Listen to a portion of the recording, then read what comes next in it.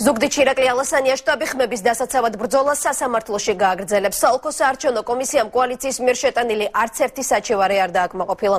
შედეგად 60 უბნის შედეგები, რომელთა გაუქმებასაც ქართული ოცნება ითხოვდა, ამ დრომდე ძალაში რჩება. გაყალბების დამადასტურებელს სხვადასხვა მტკიცებულებასთან ერთად კოალიციის იურისტმა სხდომაზე ყალბი პირადობის მოწმობებიც კი წარადგინა, თუმცა რეაგირება არც გაყალბებულ საბუთებს მოჰყვა. სხდომის დასრულებამდე საოლქო კომისიაში იმყოფებოდნენ გიორგი ბარამიძე და შოთა მალაშხიაც. ზუგდიდში გვიან საღამოს ჩავიდა ნუგზარ ციკლაურიც. ჩვენი კორესპონდენტი პაატა ლაგულოვე ჩაგორთობა ახლა და საოლქო კომისიის ხმაურიანი სხდომის დეტალებს გაგვაცნობს. პაატა, რა ხდებოდა სხდომაზე და რას აკეთებდნენ ბარამიძე, ციკლაური, მალაშხია კომისიის შენობაში? დიახთამთა ზუგდიდის საოლქო საარჩევნო კომისიაში წუხელ მთელი ღამის განმავლობაში ხმაურით მიმდინარეობდა სხდომა. აქ განიხილებოდა კოალიციის საჩივრები, რომლებიც მათ შემოიტანეს, თუმცა საარჩევნო ადმინისტრაციას წუხელ არც ერთი საჩივარი არ დაუკმაყოფილებია. კოალიცია ითხოვდა 60 უბნის ბათილად ცნობას. ასევე წუხელ ხმაური გამოიწვია იმ ფაქტმა, რომ კოალიციის იურისტმა დავით ჯანდიერმა საარჩევნო ადმინისტრაციას წარუდგინა ყალბი პირადობის მოწმობები, რომელიც კოალიციის ინფორმაციით მათ ნაციონალური მოძრაობის საიდუმლო შტაბიდან მოაწოდეს. ეს შტაბი ჩვენი სანდო წყაროს ინფორმაციით მდებარეობს თხილის ქარხანა არგონაცის სარდაფში. სწორედ აქ დამზადდა ყალბი პირადობის მოწმობები, რომელთა საშუალებითაც შემდეგ უკვე მოხდა არჩევნების გაყალბება. ჩვენ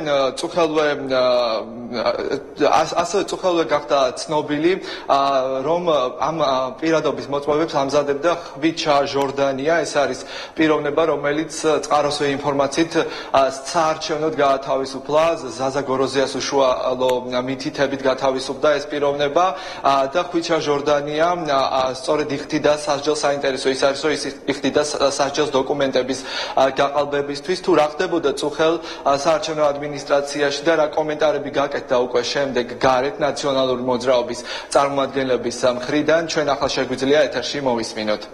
ეხლა მომაწოდეს ეს მასალა და დეტალებს შემდეგ გაგაცნობთ. ბატონი ახალაია, რომელიც თქვენ მიგაჩნიათ, რომ გაიმარჯვა.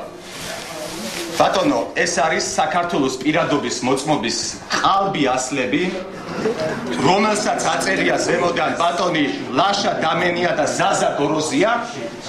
აი ეს თქვენი სია, რომელიც აქ გაქვთ და ხმები თითქოს ბატონმა მიიღო, ეს არის ყალბი და გთხოვთ შესაბამის რეაგირებას. ჩემი ქვეყნის პირადობის მოწმობები აი ესე არ უნდა იბნეოდეს და ამის მიხედვით არ უნდა აძლევდეს ხმას. ამის მერე თუ გაგიხდება სრული ბატონო, რომ დეტალურად გითხრათ ყველა დარღვევის შესახებ, შესვენება გამოაცხადეთ. ეს არის ჩეტე, ეს არის დიდი ჩეტე და მე გამაწერეთ ბატონო, გამაწერეთ.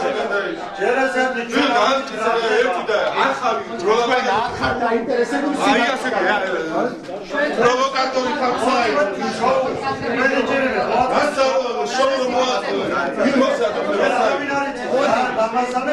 ისედაც ფუნქციები ორი დღის დაძველებით არ არსებობს. რატო ნერვიულობთ ბატონო, თქვენ ხო სიმართლით უნდა იყოს დაინტერესებული. ეს არის ფარსი. სრული სისულელი. აი ეს კავშირია. ბატონო ვაშა, ამავე მეთოდი ჩემელი ახლა ავიღო, ქსეროაქსი დავამზადო. ჟორდანიას იცნობთ უბრალოდ ეს მითხარით? კი ვიცნობ ხვიჩა ჟორდანიას. რა ურთიერთობა გაქვთ მასთან? აცნობობა. საქმიანი? არაფერი. მას ბოლოს როდის შეხვდით? ბოლოს შევხვდი სადღაც 1-2-3 კვირის უკან.